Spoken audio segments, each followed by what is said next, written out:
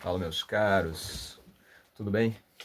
Resolvi preparar uma aula hoje em vídeo para vocês terem um especialzinho, né? Que não está exatamente no nosso programa, mas é um conteúdo específico aqui, os tipos de raciocínio, que é o único ponto que a UERJ costuma cobrar no vestibular.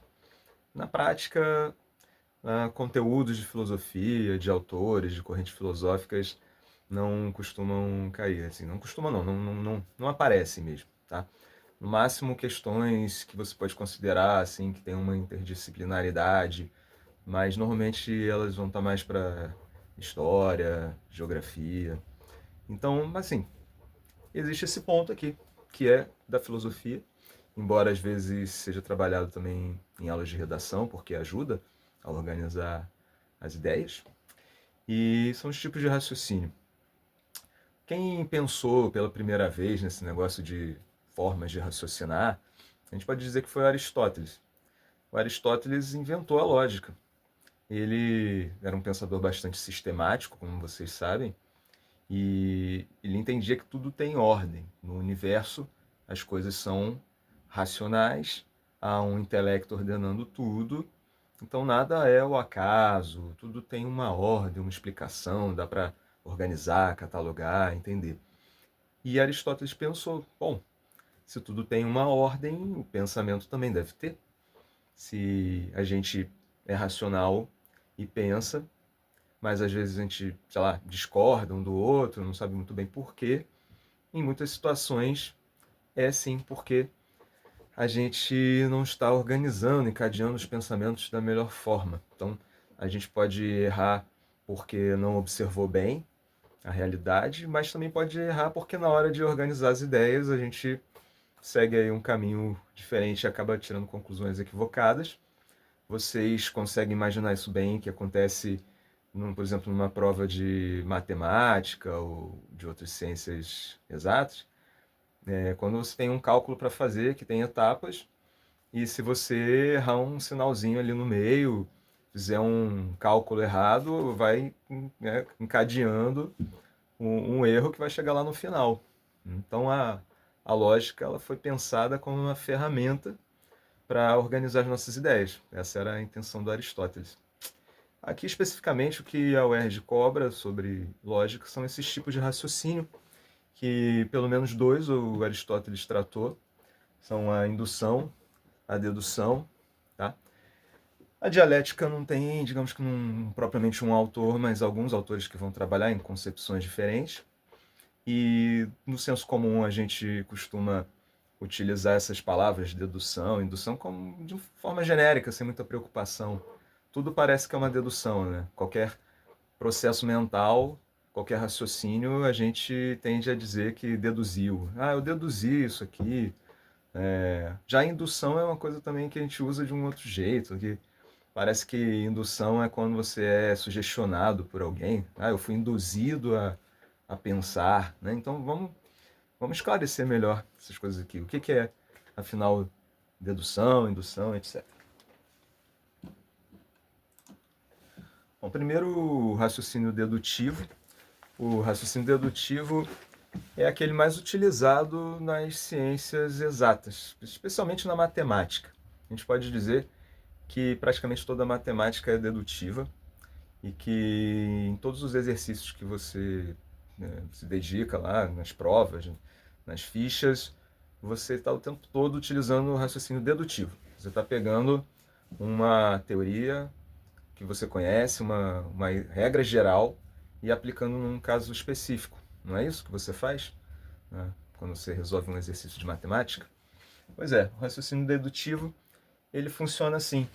Ele parte de uma ideia geral já conhecida e aplica essa ideia geral aos casos particulares. Como está aqui, parte de premissas gerais para chegar a uma conclusão específica. Uma premissa é uma afirmação, quando eu digo algo com sujeito e predicado. Agora, tem premissas que são mais amplas e outras mais específicas, né?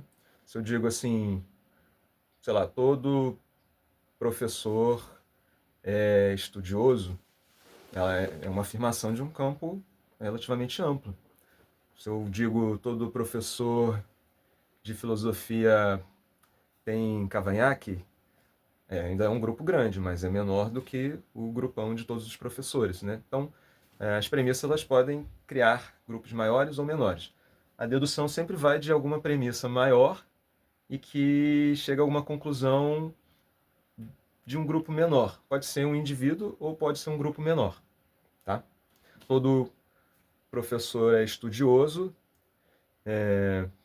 os professores de humanas são professores, logo os professores de humanas são estudiosos, né? Seria um exemplo da fórmula chamada silogismo que o Aristóteles criou. Então, se as premissas forem verdadeiras e o raciocínio for válido, a conclusão também será necessariamente verdadeira. O que isso quer dizer?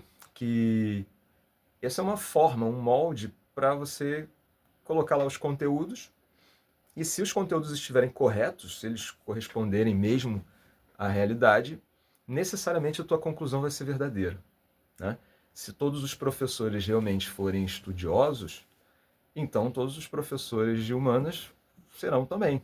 É como se você imaginasse um grupo e outro grupinho dentro, né? Se todos os elementos do grupo maior têm determinada característica, é claro que cada elemento dentro desse grupo tem que ter também, senão ele não estaria nesse grupo, né? Por isso é um modelo de raciocínio que leva necessariamente a uma conclusão verdadeira. Agora, pode acontecer de, sei lá, no mundo real, nem todos os professores serem estudiosos. Tem aqueles que estudaram durante um tempo e depois, sei lá, vão meio que no mecanismo da repetição, no hábito, já acreditam que já sabem como trabalhar a sua matéria e param de estudar, vão só num modo mais mecânico, né? Então, no caso aí, não é que o raciocínio está errado, é que o conteúdo que foi colocado é falso, não corresponde à realidade. Características, então, do raciocínio dedutivo. Ele vai do geral para o particular, então se você vê um raciocínio construído dessa forma, ou que pega um grupo maior e conclui tirando um exemplo específico, ou um grupo menor. Aí atenção para observar isso, porque nem sempre vai do todo para um caso particular. Às vezes vai só para um grupo que é um pouco menor. E existe coerência e validade, né? Então tem que estar bem construído na ordem correta também. Um exemplo clássico, que foi o que Aristóteles apresentou, foi esse aqui. Esse é um silogismo. Você tem a premissa maior, a menor e a conclusão. Todos os homens são mortais. Sócrates é homem, logo Sócrates é mortal. É uma conclusão necessária, não é? Se todos os homens são mortais e Sócrates é homem, então ele está dentro do grupo dos homens que, por sua vez, são mortais. Logo, necessariamente Sócrates é mortal. Eu não preciso nem saber o que é Sócrates, quem foi. Eu sei que, dada essa organização de pensamento, necessariamente a conclusão está correta ou é logicamente válida. Okay?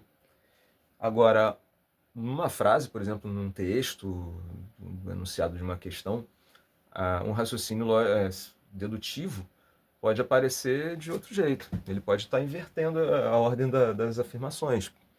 Por exemplo, Sócrates é homem. Todos os homens são mortais. Então Sócrates é mortal. Ou poderia dizer, Sócrates é mortal, pois ele é homem e todos os homens são mortais. Seja lá como for essa ordem, ela é uma dedução.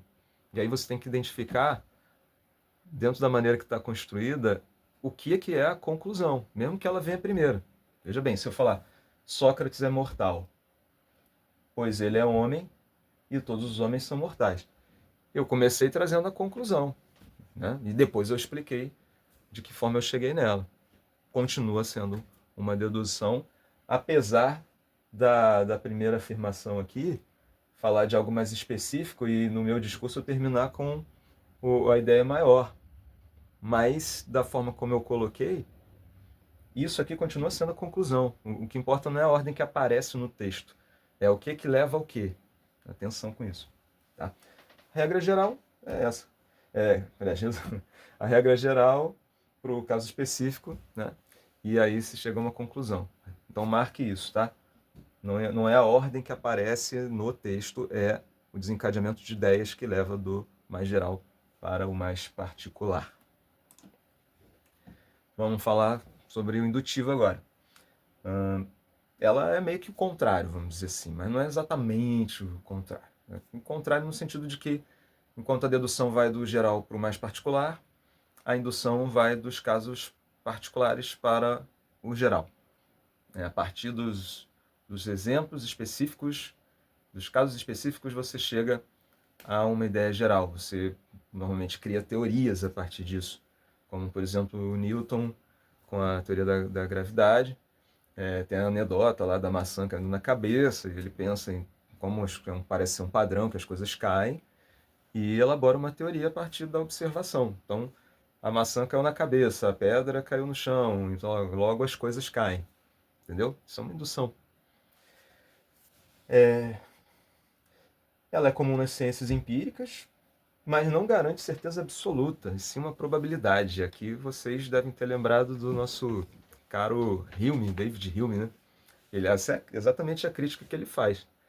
Porque o fato de a gente observar algo se repetindo muitas vezes permite que a gente crie teorias e que elas sejam aplicáveis, mas não que elas sejam consideradas verdades absolutas. E a própria ciência reconhece isso, né? Porque, sei lá, se em algum momento alguma maçã se desprender do pé e não cair e ficar flutuando no ar, a gente vai ter que reconhecer que, então, poxa, nem todo objeto é atraído para o centro da Terra. Alguma coisa aconteceu diferente. Logo, a gente tem que reformular a teoria, sei lá, né? Todos os objetos caem, exceto se tiver alguma. E aí, assim, a ciência vai se ajustando, né?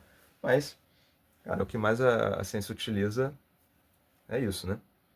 Você criar, por exemplo, aprovar um remédio, uma vacina. Você tem que fazer teste com muita gente, mas esse muita gente não chega nem perto da população mundial inteira. Mas você testou com 100 mil pessoas, viu que a eficácia é de, sei lá, 90 e tantos por cento, não teve quase nenhum efeito colateral grave, e a partir daí você libera. Parece ser uma verdade, então essa vacina funciona para a doença e não tem muito efeito colateral. Aí vai que, sei lá, começa a se aplicar no mundo inteiro e descobre-se que a população de um povoado, sei lá, em outro continente, deu ruim. E, sei lá, o organismo daquela galera lá é de um pouco diferente e a vacina não está funcionando, está matando em vez de ajudar. Aí vamos reformular a teoria, né? Por isso que está aqui. Ela produz, permite produzir teorias, mas enquanto você não testar todos os elementos do grupo inteiro, você está arriscando uma probabilidade. É isso que David Hume afirmava e que a gente já viu esse ano. Bom, então, como eu disse, vai do particular para o geral, baseia-se na repetição de experiências e vai ampliando, ela aumenta o conhecimento. Isso é uma outra informação interessante. O raciocínio dedutivo, ele não produz nenhum saber novo, se você pensar bem, né? Você pega o que você já sabe e aplica a um caso específico. Igual você na aula de matemática. Você aprende a teoria geral, aplica no exercício. Ele não produz, então, a dedução não produz novos saberes. Mas a indução, sim. Mesmo que não sejam verdades absolutas, que sejam probabilidades, mas ela permite produzir saberes novos, descobertas novas. Aqui um exemplo. Observo que o Sol nasceu todos os dias da minha vida. Conclusão, Sol nasce todos os dias. Exemplo aí do próprio Hume, mas você pode imaginar inúmeras outras situações, tá? A gente observa, descobre padrões e chega a uma teoria geral. Não necessariamente você tem que estar lá observando diretamente. Você pode, por exemplo, reunir relatos de várias pesquisas que foram feitas e você mesmo não está observando nada. Mas você junta informações de pessoas que observaram, por exemplo, artigos científicos, e pode também fazer uma indução a partir de levantamento de informações de casos específicos, né? Por exemplo, sei lá, relatos de especialistas a respeito de pacientes ao redor do mundo, e você vai né? É como se faz com câncer, por exemplo, né? Tem muita coisa que vai se produzindo de, por exemplo, o que pode provocar, ter mais chance de provocar câncer ou menos. Isso não é testado diretamente na substância. Isso é obtido a partir de relatos. Você vai coletando informações no mundo inteiro dos hábitos de pacientes, né, de pessoas que desenvolveram câncer, e aí você vai juntando esses dados para descobrir algum padrão. Então é por indução, mas quem faz essa análise não necessariamente está lá vendo o paciente diretamente, entendeu? E, bom, finalmente o raciocínio dialético. O raciocínio dialético, como eu disse, não tem um autor, mas a gente tem um inaugurador famoso, que é o Sócrates. Né? Sócrates dialogava, ele filosofava conversando com as pessoas e acreditava que pelo diálogo, pela dialética, que significa dois logos, né? Um logos é um discurso, então você teria dois discursos pelo menos, se contrapondo. Então, como coloquei, que busca compreender a realidade por meio da contradição e da oposição entre ideias. Tá? Na perspectiva aqui que a UERJ normalmente coloca, é desse jeito, olha, não visa uma conclusão fechada, mas o avanço do pensamento, pode ser que a conclusão seja um meio termo entre as duas teses, é mais ou menos o que você aprende a fazer também em redação, que pode ser uma estratégia, né? Você tem uma polêmica, um tema, e aí você apresenta um argumento de um lado, num parágrafo, depois você apresenta um argumento oposto, e isso te leva a uma conclusão que pode ser alguma coisa meio lá, meio cá, ou uma terceira via. É por aí. No sentido. Opa! No sentido socrático e platônico, a dialética visa a verdade mesmo. Tá? Dois interlocutores discutindo vão perceber aos poucos e gradativamente onde é que está a falha nas definições deles para chegar a uma verdade no final. A dialética do Hegel, ela já fala mais do desenvolvimento da consciência ao longo da história, em que a conclusão ela não é a verdade, porque ela também vai ficar ainda com coisa mal resolvida. Então é um processo contínuo, lembra? E a dialética em Marx, ela aponta mais para as transformações históricas, materiais de formas de produção que mudam quando algo está também conflituoso internamente, gera uma solução nova, que também não é um meio termo necessariamente, é uma coisa nova, e se tiver ainda coisa mal resolvida, vai ruir, vai eclodir, né, alguma outra coisa, tá? Então, de forma geral, parte de uma ideia, que é uma tese, encontra uma ideia oposta e resulta numa síntese. É um processo contínuo e os principais representantes são esses aí. Vamos agora de questão. Vamos pegar umas questõezinhas da UERJ que já apareceram em outros vestibulares para vocês terem uma ideia de como eles cobram. Vocês vão ver que não tem nada muito complicado, tá? Vocês devem resolver aí facilmente. A primeira aqui, a observação de que todos os metais se dilatam quando aquecidos, feita em diferentes situações, permite ao cientista afirmar que todos os metais se dilatam ao serem aquecidos. Então a gente tem observação, o que já sugere aí provavelmente uma indução, não é? E são vários casos, então diferentes situações algo é observado, os metais se dilatando em várias situações, que leva a uma conclusão mais geral, todos se dilatam. Claramente isso aí é o quê? Uma indução, não é? Aí você repare que são três tipos de raciocínio: dedução, indução e dialética, mas as questões da UERJ têm 4 alternativas. Então, o padrão tem sido esse aqui. Eles colocam cada tipo de raciocínio e mais um intruso. No caso aqui é a intuição. Intuição, o que seria? Intuição, de acordo com Descartes, por exemplo, seria um insight, um pensamento que vem sem nenhum tipo de etapa, sabe? Talvez porque já seja uma ideia inata, que já vem com a gente, então assim, você já sabe. Todos os tipos de raciocínio têm etapas. Tem uma ideia, depois outra, e uma conclusão relacionada às afirmações anteriores. Na intuição não tem isso. Ou é isso que, como Descartes colocava, ou é aquela ideia mais do senso comum de um sentimento. Então, com certeza, não seria intuição, né? A segunda, todos os corvos são pretos, Sócrates é um corvo, logo Sócrates é preto. Tem a construção aí de um silogismo, inclusive na ordem certa, indo do grupo maior, todos os corvos são pretos, Sócrates é um corvo, logo Sócrates é preto. A segunda premissa, ela coloca Sócrates dentro do grupo maior, né? E no grupo maior, todos eles são pretos. Bom, se ele é parte desse grupo onde todos são pretos, então Sócrates teria que ser preto também. Se a gente estiver falando do Sócrates, ser humano, que viveu na Grécia Antiga, ele não era preto, mas né, assim, ele não era um corvo. Então, na correspondência com a realidade, essa premissa aqui tem problema. Né? Mas enquanto raciocínio lógico, não. Tá irretocável. O raciocínio é válido. O problema aqui foi de conteúdo. Se colocou um conteúdo, né? Sócrates é um corvo que não corresponde à realidade, e aí o resultado pode acabar sendo errado, mas isso não impede que o raciocínio seja uma dedução equivocada por um conteúdo falso. No caso, então, resposta dedutiva, tá? Mais uma vez a outra alternativa aqui, o intuitivo, né?